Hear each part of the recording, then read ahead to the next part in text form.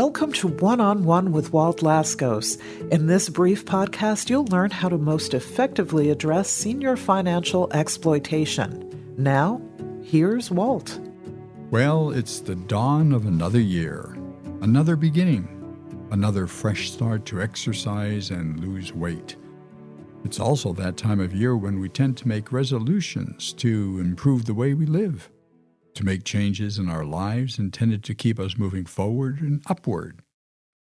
As we all place our sights on the horizon of the new year, I'd like to share some thoughts that I believe need our vigilance and our constant attention during the months that lie ahead. First, as we kick off this new year of 2025, don't expect change and improvement to be all pervasive. Many things that influence our lives and experiences last year will continue to make their presence felt. Sad to say, financial scams and fraud are among them. As a matter of fact, we should all expect financial scams and fraud to multiply two- or threefold, or even more in volume during 2025. According to the Global Anti-Scam Alliance, in its 2024 Global State of Scams report, based on responses from more than 58,000 individuals from across diverse regions, scammers have siphoned away over $1.03 trillion globally in just the past year, a figure that rivals the GDP of some nations. CNBC reports that the number of Americans aged 60 and older who lose $100,000 or more to fraud each year has more than tripled since 2020. That information, based on reports by the Federal Trade Commission, explained how older adults most commonly lose such large sums of money to investment scams like those involving cryptocurrency, as well as romance and imposter scams. So, as we all continue to watch these losses escalate from year to year, skyrocketing out of control, we need to ask ourselves, what will we do about them in 2025? Will we address scam and fraud prevention as a priority, or simply place the crisis on the back burner? Second, fully cognizant of the toll financial scams are reaping on older adults in particular, we have to then ask ourselves, how does this awareness relate to those older adults who are among the membership of credit unions?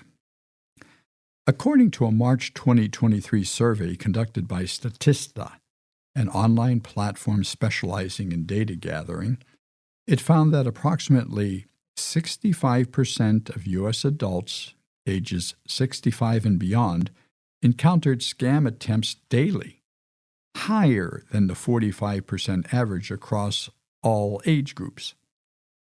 Now, given the average age of credit union members in North America is around 53 years of age, a membership base that skews older compared to the U.S. median age of 38.5, we can surmise that our older adult credit union members are constantly under siege by scammers. So, what are we doing about this? Remember, this older membership base is also one characterized by longevity and loyalty. Since credit unions often attract members at a younger age, during their early employment years, and emphasize long-term financial services like savings, mortgages, and retirement accounts, these members tend to stay with their credit unions for decades, explaining the average member age increase over time. Then, add to that member loyalty. Credit unions build trust through personalized services and their not-for-profit model, fostering loyalty among members who appreciate these values. Older members skew favorably, as those who have been with their credit union for years. They are less likely to switch financial institutions compared to younger individuals who may be more willing to explore fintech or online-only banking alternatives. These older members also represent a diversity of cultures and backgrounds. Many are veterans who belong to their local credit union, an affiliation not always exclusive to member credit unions of the Defense Credit Union Council. In the findings of their report, Under Fire, Military Veterans and Consumer Fraud in the United States, Doug Shadell and Carla Park of AARP Washington State tell us that more veterans have lost money to scams than non-veterans, 16% versus 8% during the 5-year reporting period from 2012 to 2017. It's also important to note that many scam incidents go unreported, especially among older adults, due to factors like embarrassment or fear. This underreporting suggests, then, that the actual number of victims are higher than statistics indicate. Okay, the point I'd like to make is this. Older adults have been very loyal to their credit unions for years. Now, as they face a continuous bombardment of scam and fraud attempts in their golden years, how loyal are you in return? Are you and your credit union doing all you can to keep them and their life savings secure? Finally, my third point calls attention to credit union tax exemption. I'm sure we all agree that the credit union tax exemption status will always be a target when lawmakers, and shall we include encouraged by bankers, are desperately searching for new sources of revenue to fund government budgets. Right now, as I speak, the tax exemption status of credit unions is under the microscope, threatened like never before. So what's our game? After all my many years within the credit union industry, financial education has been seared into my mind as one of the key distinguishing qualities credit unions can claim and do very well that has safeguarded that tax exemption status.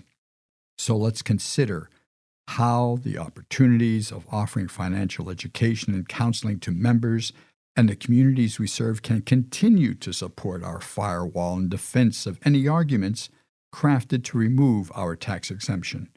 Consider above all how our efforts to protect members and the community from skyrocketing losses to scams and fraud can further solidify the ways we can maintain and protect that status. I propose it all comes down to loyalty. Our loyalty, exemplified by the way we honor our older adult members for the loyalty they have shown to credit unions, and by the degree to which we adhere to those cooperative principles and values that define and distinguish credit unions within the financial services marketplace. Thanks for listening. Be safe. If you've enjoyed this conversation, don't forget to follow One-on-One with Walt Laskos wherever you get your podcasts. Feel free to send comments to walt@laskoscommunications.com.